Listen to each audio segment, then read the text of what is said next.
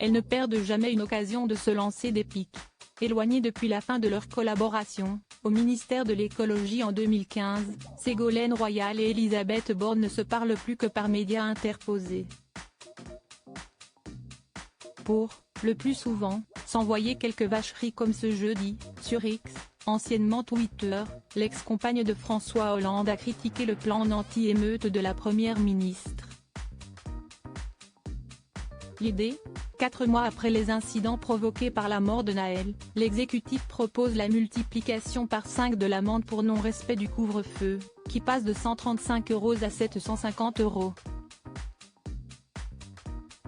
Autre mesure annoncée, un encadrement de jeunes délinquants par des militaires qui pourront transmettre les valeurs de la discipline et de dépassement de soi. Rien d'efficace selon Ségolène Royal. Mais quelle tristesse que cette politique aigrie du coup de bâton, a-t-elle écrit, en relayant la vidéo du discours d'Elisabeth Borne. C'est ça le projet d'avenir pour les jeunes ?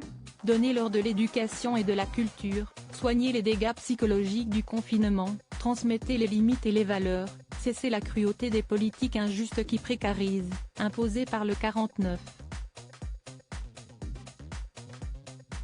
Et vous verrez, une école qui ouvre c'est une prison qui ferme, a lancé la nouvelle chroniqueuse de Touche pas à mon poste. Supérieur à découvrir notre diaporama sur les hommes qui ont marqué la vie de Ségolène Royal. D'où vient la brouille entre Ségolène Royal et Elisabeth Borne ? Pourtant, tout se passait bien entre elles au départ. C'était même l'entente parfaite, lorsque les deux femmes ont collaboré pour la première fois en 2013, Ségolène Royal est alors présidente de Poitou-Charentes, tandis que la polytechnicienne est préfète de la région.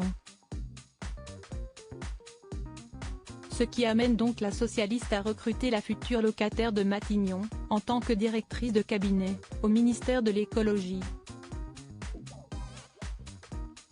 Mais si est-il là que cela tourne au vinaigre, rapidement, la rigoureuse Elisabeth Borne ne supporte pas le caractère imprévisible de Ségolène Royal et les cadences infernales imposées. Jusqu'à la rupture, selon le livre La Secrète, la figure du PS aurait voulu empêcher sa collaboratrice de quitter son bureau le jour de la mort de sa mère.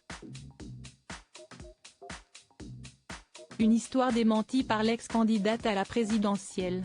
Reste que les deux femmes ne cachent plus leur inimitié. Interrogée à propos de Ségolène Royal, sur le plateau de Quotidien, Elisabeth Borne avait eu cette remarque cinglante, « Je l'ai oublié ». Crédit photo, MPP.